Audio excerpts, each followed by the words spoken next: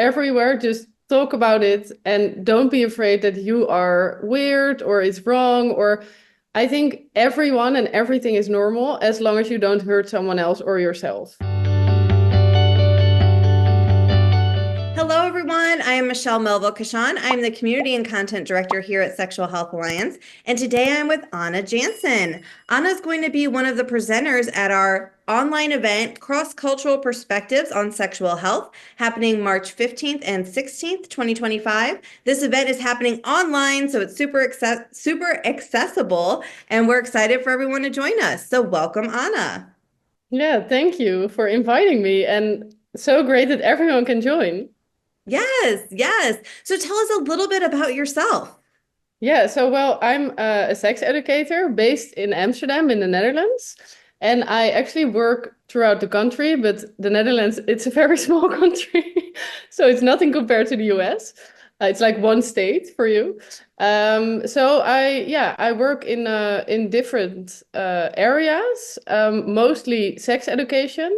I give trainings to professionals, so healthcare professionals, teachers, people who work with children in daycare. So it's all really focused on educating professionals and also parents.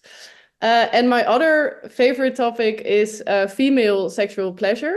And that's when I say female, I mean people with clitorises, but that's not really easy to use all the time. So that's why I say female or women. But I mean people with clits. And that's one of my that's my other favorite topic to dive into. Yes, amazing. So how did you get interested in this field? Like, how did you start in sex education? Yeah, I followed a lot of courses at the university here around sexuality, and that's also when I met Ellen Laan. She's a professor in sexology in the Netherlands, and she's done a great amount of research also on female sexual pleasure and gender equality, and well, all those, in my opinion, very important topics. And when I was 22, so that's 11 years ago, I learned from her about the clitoris, and I felt like, whoa, how is it possible that I learn only now about or like this late in my life about my own body? Because I was already in university. So then I thought everyone should know this. Yeah. Yes. Oh, that's amazing. So tell us a little bit. So a lot of our viewers are going to be based in the USA. So how is like the culture around sexual health and sex education different in the Netherlands versus the USA? Yeah, so it is definitely different, but it's also, I think, interesting to mention that people always think that the Netherlands is very open-minded and we talk about sex in a positive way all the time. And that's actually not the case. So our sex education is also very much focused on what not to do, watch out, don't get STDs, don't get pregnant. So it's, yeah, still unfortunately pretty negative. On the other hand, when we give sex education, it needs to be medically correct. And Mhm. I know in other parts of the world, that's not always the case. So that's definitely one of the differences between the US and the Netherlands. And one other topic I can think of is that in elementary school, it's also obligatory. Do I say it right? Yeah, yeah. So in elementary school, it's also obligatory to do something around sex education for children. So that's from the age of 4 until 12. Schools need to do something. So some schools do like a program and they give a lot of attention to it. And they organize like a festival week and they really try to get into it. And some schools do really almost nothing. But it is actually the case that our government wants schools to really also take this topic of sex education and sexual health into account. Yeah, because I was going to ask you, is there like a standardized curriculum that the government requires all the schools to use, or is it more open-ended? But it sounds like they tell you like you need to talk about it, but we're not going to tell you exactly what to teach. Yeah. Does that sound right? Yeah, that's totally right. And also there are like a few programs you can buy or you can use, and some are also, well, the government actually doesn't really say you should use this, but there are made a few different, methods that schools can just use to make it easier for them. but actually there's nothing that they say, okay, this is actually the one thing we advise. And I think it would be great if we would have that. Sure, sure. Okay, interesting. So Yeah. I want to know a little bit more about you, like a day in the life as a sex educator. So, like, what are some of your achievements? What are some of the things that you do on a daily basis? Yeah, well, actually, every day, every day is quite different because I do a lot of different things. So as I was saying, I give trainings to professionals, but I also give guest lectures to students. I also write a newsletter. I make a podcast. I'm actually writing my first book about female sexual pleasure and emancipation and gender equality right now. So it's very different. But if I would think about the sex education part, then I think one of my most important things is also to educate parents or primary caregivers about, yeah, how to talk about sexuality topics, and that it's actually you most of the time not really about sex. So people always think, oh, we have to talk about, having sex or sexual activity. But it's about, okay, how do you call your body parts and how do you have respect for yourself and the people around you? Or uh, how can you have a conversation about desires or about things that you would really are interested in? So all those things are actually, I think, in all my work. Oh, yes, I love that. There's so many things that we weren't taught, when we Yeah, were young, yeah, about like sex, when like my sex education was very different than the sex education, younger people are getting now, in a lot of good ways. Never was there a conversation about consent, pleasure. None of that was ever on the table, and so no. it's so interesting to hear that now. Yeah, and on the other hand, sometimes I also think we're going backwards. So sometimes I talk to students, and in high school they were taught, okay, women, they have like a hole, and you don't need to have pleasure. Like pleasure is not for girls, so those things are also, yeah, it's yeah, I wish there was more some kind of one line in all these topics, but I think it's still very different, and it really depends on where you are or the teacher you have or the parents who raise you. Yeah. Right.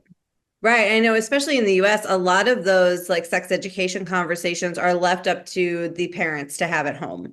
So Yeah. there's very little that happens in the schools. A lot of it is just basic anatomy, menstruation, maybe some STI prevention. But anything else is totally up to the parents. And I feel like a lot of parents aren't comfortable even having that conversation. So, young people just learn about things from the internet now, or from their friends, and there's no like standard curriculum or anything to teach our kids. Yeah. It's actually such a, yeah, waste is not really the right word, but s- yeah, I wish we would do it. And also I think it's just because the parents are uncomfortable and they also can't help it because they never learned, and then the Yeah. children will never learn. And it's also about having a language for sexuality topics. Right, right. And I think what we're doing here is great. Like we are breaking the Yeah. cycle. We're going to make Yeah. people more comfortable talking about sex and sex education so that their kids Yeah. are more comfortable and so on. I think it's cool. Yeah, very cool. And I think also I'm so glad that research shows how important it is and that it really helps to prevent like bad things sometimes, or that we can really, about sexual well-being, that sex education is such an important part of that. And also sex positivity, how learning what you want or what works for you, and not only in like doing or having sex, but also, okay, how do you feel as a human being and what does sexuality mean for you? You can also not engage in sexual activity is fine too. But it's so broad, and it's, I wish we would all just look a bit more like that at it. Right. Yeah. I agree. So when you're giving sex education discussions, talks, is there like a common concern that people bring up a lot that you hear? Yeah, I think mostly parents or primary caregivers, they are really concerned. Okay, when we start talking about it, then they will start doing it. Yeah. And we actually know from research that's the opposite is true. So that is one of the, yeah, misconceptions. And also sometimes people think, yeah, but they're not dealing with those kind of topics yet, or they're way too young. And then actually when they ask kids or when they ask their own kids or their students in the class, they're like, oh, wait, they know way more than we thought, and they actually don't know it correctly. So we maybe should correct it a bit. Yeah. Right. And that's the key, giving accurate information to Yeah. our kids. Totally, yeah. And when it's more about my other favorite topic, the female sexual pleasure, I think there are a few, and one of those is really that, yeah, I think for us it's maybe very like an open door, but that women do not orgasm from penetration alone, and that you really need clitoral stimulation, and that we should also shift from what is real sex. It's not penetrative sex, but it can mean anything that works for you. So I think that's one other misconception that yeah, come across often. Yeah, definitely. And I was going to ask you what one of your favorite things to talk about is. So is it female pleasure? Yeah, that's actually my favorite. I really believe in sexual, like sex education for children and parents and professionals because I think that's sort of yeah, where it starts. But I think female sexual pleasure is so important for gender equality, for also, yeah, also taking the space for your own pleasure. And I think, yeah, when, of course, also research shows the orgasm gap and pain with penetration. And I think the New York Times had a really good article 2 years ago about the clitoris and that it's sort of overlooked in medical health. And I just sometimes I think it's, it's the year 2025 and how can this be possible? So that's maybe more my activist topic. Yeah. Yeah, I love that. I think that's great. So, do you see any room for improvement when it comes to sexual health or sex education in the Netherlands? Like, is there anything that people could be doing better? Yeah, totally. I think one thing that we really miss is that it's actually not in education for professionals. So if you become a teacher here, you don't learn anything about healthy sexual development. If you become a nurse here, well, if you go to the right school, you might get lucky. But even in like medicine or doctor's programs, a lot of times there's no information about the clitoris, about female sexuality in general. And I think what I also see in all the fields that I work with, so also GPs, for example, that they just really don't have the language to talk about sex Yeah. or sexuality topics with their patients, with their clients, with their just the taboo. It's everywhere. So I think that's something people sometimes think is not in the Netherlands or not in Amsterdam, but it really is. Yeah. So it should just I think I wouldn't have work or any, jobs or things to do if it was already in the educational programs for professionals. And I think it's so easy, we have all the information, we have the research, we have the facts. We can just, slide it in there, but it goes so slow. Yeah, and I'm so glad you brought that up because that is a little bit of the origin story of Sexual Health Alliance is our founder was a sex therapist and realized that therapists were not getting this training in their profession and then looked in at all these other professions like doctors, nurses, physical therapists, and they weren't getting comprehensive training either, and then Sexual Health Alliance was born as a global organization to provide that knowledge, and our students come from all those walks of life. So our students are doctors, nurses, we have teachers, we have pastors, people from different, religions. And, we have, of course, educators and therapists and things like that too. But it is something that's needed because it's not talked about in these other very There's this gap that's just like, well, I guess if you want to learn it, go find it on your own. Yeah. Yeah, I'm very, very great the Sexual Health Alliance exists because I think it's so important. I mean, if you work with people, you need to know something about sexuality. It's Right. just, it's simple as that. Yeah. Yes, I completely agree. So, talking about Sexual Health Alliance, one of the things we do are these immersive programs called Study Abroad, where we take our students to different locations around the world and we learn about the culture of that particular city or region. So, you have been involved with Amsterdam Study Abroad. Yeah. Awesome. So, Yeah, can you I love it. I think it's great. Sorry. yeah, no, that's okay. I was just going to ask you, can you tell me a little bit about your involvement with the program? Yeah, so Dr. Justin Leymiller, I think he contacted me a few years ago, and we did, I think, already 3 programs where I was a little bit involved or a little bit more. And I think it's amazing because so students, people, health professionals, you come to Amsterdam and we have a lot of conversations, but also you visit many, many places. Like I think you go to the sex workplaces, you really, talk to people who are engaged in the work itself, but also you talk to people like me about how does it work in the Netherlands, where can we find more information? You go to different organizations. And I think it's always a very open-minded and positive environment, and everyone is really, brings their own, experiences, and we always have very, very interesting conversations where I think everyone learns. So it's also, it's not that I tell something and they learn. It's really interactive, and yeah. Yeah, and I think that's one of the coolest things about study abroad. Like there is some like classroom learning and a little bit of like more traditional like education, but one of the coolest things is the tours, like going all these Yeah, places and it's yeah, so interactive. yeah. It's very interactive, and it's just the vibe. It's so positive, and so I think also so insightful for everyone. Yes.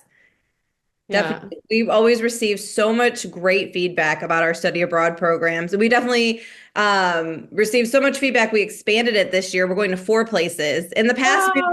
In the past, we've done like 2 places. So in the springtime, we're going to Amsterdam again, and we're going to go to Prague. And then in the fall, we're going to go to Barcelona and Iceland. Yeah. So we're expanding the program a little bit more this year, which is pretty cool. Yeah, really cool. If I if I have time, I want to come to Prague too.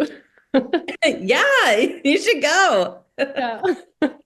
So one thing, I can't believe I haven't brought this up yet, but when you were just talking, it reminded me, can we talk a little bit about sex work in the Oh Netherlands? yeah. Like how that is so different from the United States.